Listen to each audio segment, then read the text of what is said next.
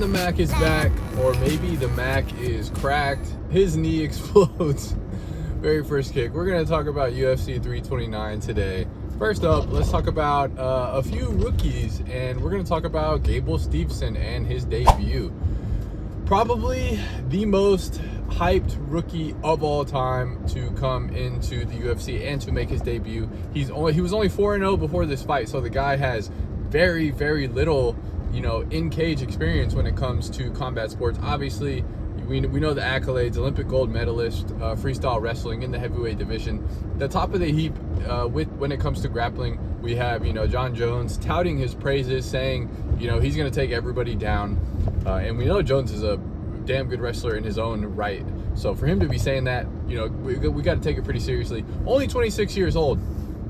Whenever we're talking about rookie prospecting, age is a huge, huge factor. We want to get in on these guys. We want them to have long careers. We want them to, continue to build legacies of the all-time greats, right?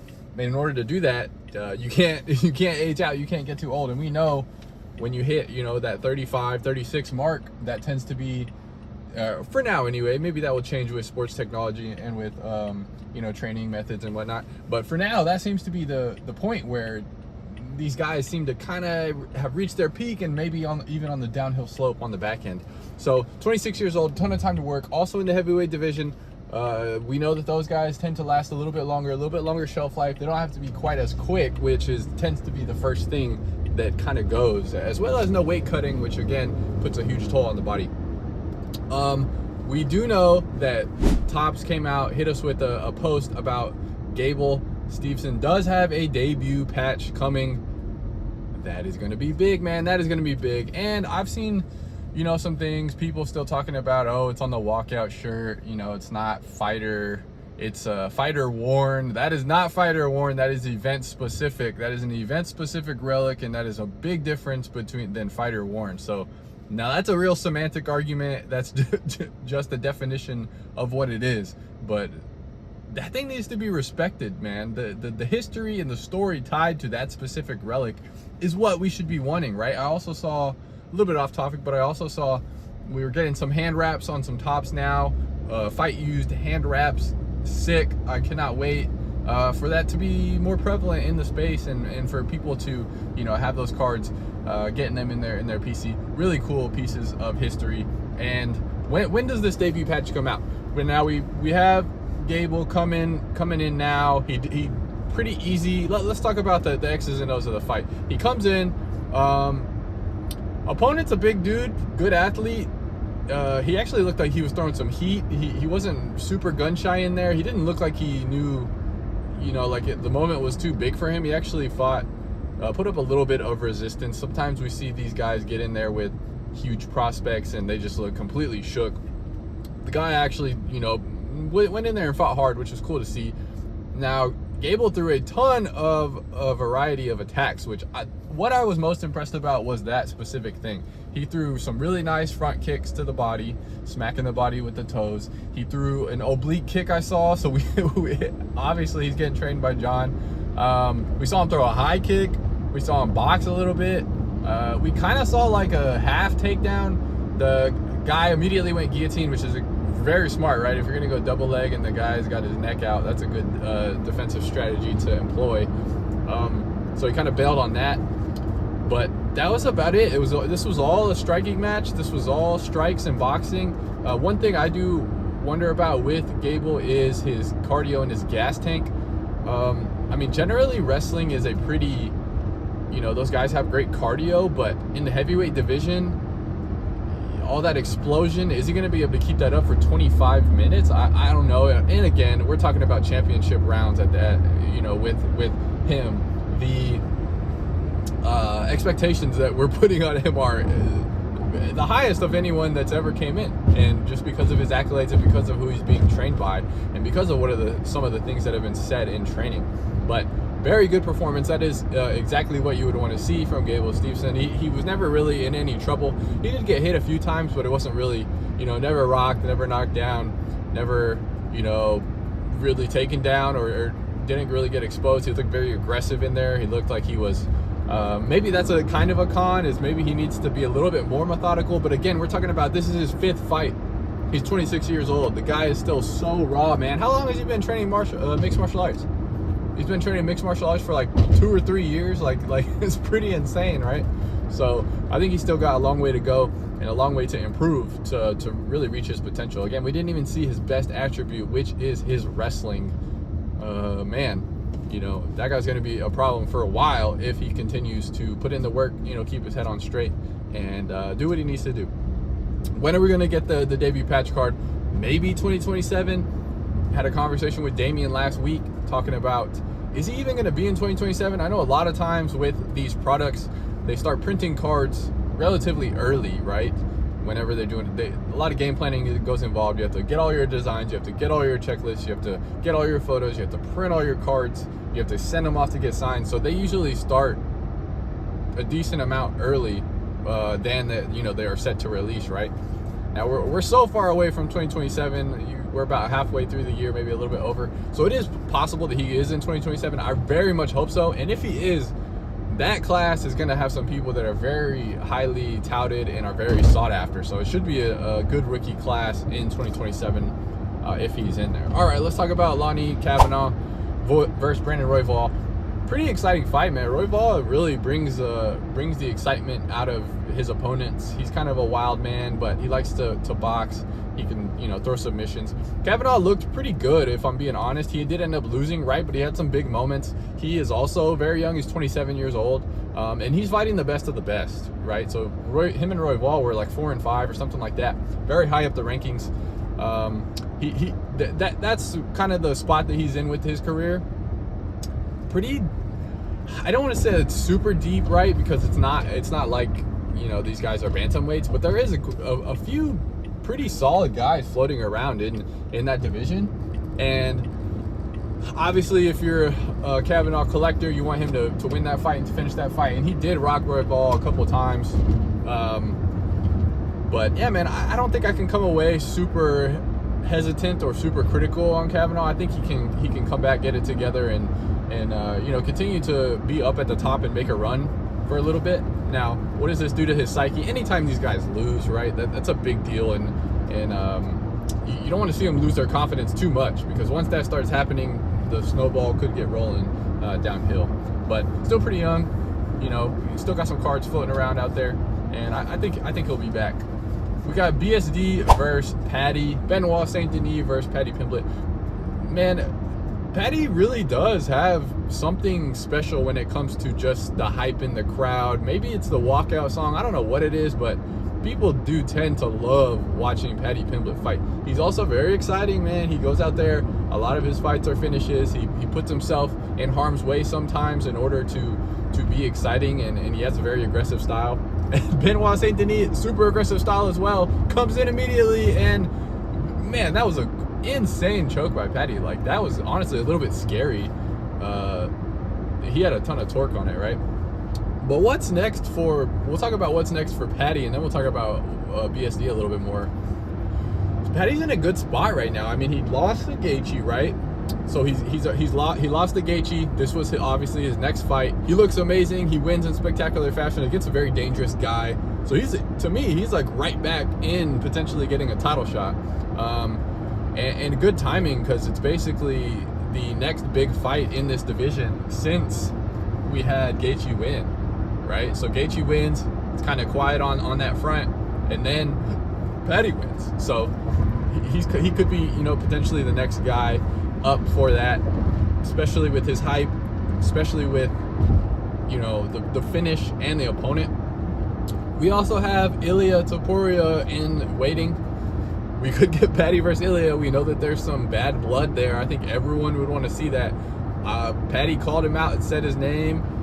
Who knows what he's going to get. I would imagine if he gets a chance to fight Justin again, he would probably take the Justin fight, because, you know, who doesn't want to get the title and be the champ? But that would be another really good fight. Both of those fights make perfect sense. Both of those fights are good storylines. Both of those fights are going to be very popular. Really good time right now in the 155 division. We have, you know, Holloway versus Conor, which well, let me talk about BSD before we talk about that, and we'll kind of get back into the 155 picture. But BSD comes in, immediately gets submitted. Anytime he runs up against a really top tier opponent and a guy that, or an opponent that really is, you know, elite. Poirier, he lost. He gets up there again with Patty, he lost. So I'm wondering if that's just kind of going to be the story of his career. When he goes up against a guy that is elite, one of the best in the division, you know, we're talking top 3, top 4 guys. Is he going to get in there and lose? Then when he fights somebody, you know, that's not as good, is he going to just get in there and bully him and steamroll him? Because last night did seem like tactical errors. It did seem like mental errors. And this is not something new from BSD. He has been going in, shooting like naked takedowns. He did it a lot in his last fight too. And you got to figure watching that, you know, he's super fun to watch, but it's a little bit sloppy. It's a little bit brutish, if you will.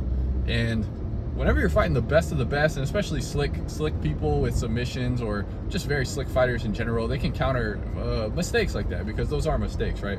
So I don't know what's next for BSD, but could kind of be a pattern here with him falling short on that, which is sad because he's such an exciting guy. You don't want to see those type of guys just going in there, but hopefully he didn't take too much damage. Now that neck is probably going to be sore for a while. Hopefully he didn't really hurt his, you know, cervical spine, because Patty was cranking on that thing. That was pretty crazy. But yeah, so we got Holloway versus Conor. Holloway could potentially be in the 155 mix. That's kind of why I was talking about him earlier, right? And we have Conor coming in. The Mac is back. Everybody's hyped. I was pretty hyped about it. What does he have left, right? Conor's got 2 more deals on his UFC contract. Is he going to go out there and win and then have 1 more deal? Have a huge fight? Maybe if he wins, you know, he's up against Islam. You know, tough fight against Holloway. So I didn't necessarily think he was going to win. I definitely picked Holloway, as I think most people did. But it was really exciting to see Conor back in there. Very good interviews. Charismatic guy. He's done a lot for the sport. You know, he's a historic figure. Historic champion in accolades and in popularity, right? Goes in there, throws a kick, and immediately blows his knee out. literally seconds into the fight, he falls down. I thought he just slipped, but then the second time when he tried to throw a kick and he fell, I was like, okay, this guy probably is hurt. I don't think he was hurt beforehand. I think he got hurt on that kick. Now they did show something that was kind of weird in the walkout. He like took his shoes off and then kind of like tripped a little bit. Maybe he was hurt before. I don't think we're gonna know definitively whether he was hurt or whether, you know, it was just that actual kick that hurt him. But what's next, man? What's next for Conor? We got all those all-time sales that just happened with Conor, and this is why, you know, this is why I really think the buying the GOATs is the way to go. Because imagine if this was anyone else besides Conor McGregor. Imagine if this had happened to Ilia Topuria when he had that $100,000 sale, and then his next title fight he goes out and does something like this, right? Like Conor, his last fight he got hurt. His last fight was like 5 years ago, and almost, I mean, not the same, because the fight was actually going on for a little bit, and they were in the middle of the fight in that first round, kind of towards the middle of the first round when he hurt his leg. So it's a little bit different, but it is very similar. And that happened. 5 years goes by, and then he reaches the all-time sales that we have, and then this happens again. So what does that do to affect his sales? Does this super, you know, drive his prices down? Personally, I don't really think. I don't think anything that would have happened on that night would have changed his sales much. I think if he wins, I don't think it would have changed much, and with a loss, I don't think it changed as much. Now him going out like that with that first kick hurting his knee without even fighting is probably the worst case scenario. I think if he would have went out and lost and got KO'd, I think it may not even have been as bad. Now maybe that's incorrect, but like the injury finishes, the injury stoppages are always such a bummer, and probably worst case scenario for the UFC, worst case scenario for the fighters, worst case scenario for the UFC cards, right? So very interesting that we had all these massive cards pop up selling for crazy bucks. Conor finally is going to be back in there, and then this happens.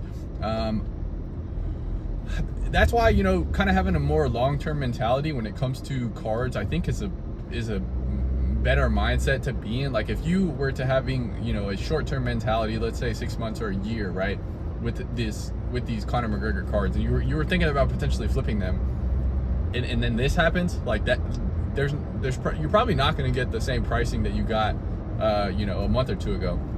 But if you have, you know, a longer term mentality, 3, 5, 10 years, like I think the card pricing that he's selling at is fine. Like he's one of the biggest figures of all time. Those were 101s. Most of the huge sales were 101s. Like I think that they should recover over time. But yeah, man, definitely such a fickle sport to collect. Man, I mean, one injury, one KO, one crazy thing, right? And then you have people clamoring about, oh, it shouldn't be worth that much. And again, I'm kind of in the camp where his legacy has already been set. Again, the pricing, he snapped his leg and is on like a 4-fight losing streak, and his pricing is where it is. If he loses again, does it really alter what he's done and what he is? To me, it really doesn't change anything. So I'm kind of under that logic, but I know a lot of people do not think like that. He has a 2-fight, he had a 2-fight contract, so that does count as one of the fights, right? So if he only has 1 fight left on his UFC contract, does he want to just get out of here? You've got to imagine he wants to go do like a boxing or something with Nate Diaz, or maybe even, you know, hop on an MVP card and do an MMA fight with MVP, and he's gonna get paid out if that ever happens. I really think that's kind of the route that Conor would want to go. Test the free market, maybe do a boxing. Boxing is way easier on your body. You're not blowing your ACL out when you're doing boxing, right? So it would be interesting to see that, and to see what happens, you know, in a year or two, if Conor ever fights again. How long did it take him to get in there? How many, you know, blurbs do we see? How many headlines? How many, oh, I'm fighting this guy? It took him, what, 5 or 6 years to get in there? Will we ever see him fight in the UFC? I don't know, man. Let's talk about Max Holloway again. Okay, so he's fresh. He's ready to go. He did put on a lot of weight to get to 170. Can he make 155? Sometimes whenever these guys put their muscle on, it's hard for them to get back down and to drop to 155. You'd have to imagine he would be in the mix for an immediate title shot if he asked for Gaethje. He flatlined Gaethje, who is now the champion, right? MMA math and matchups are crazy how that works. I think he could definitely call for that, and the UFC might want that. Max is a very popular guy. He's beloved. Fans love him. You know, that's going to be a big fight. A lot of people are going to want to see that. He could call for that. He could stay at 170. I don't think that's really a good idea for him, if I'm being honest. I think he's still pretty big at 155. He would be a smaller guy at 170 frame-wise. I mean, you're talking guys that are 6'2", got a couple of 6'3s in there, real rangy. I think with his style, I don't think, and the wrestling, man, if he comes up against a wrestler at 170, I think that's a wrap.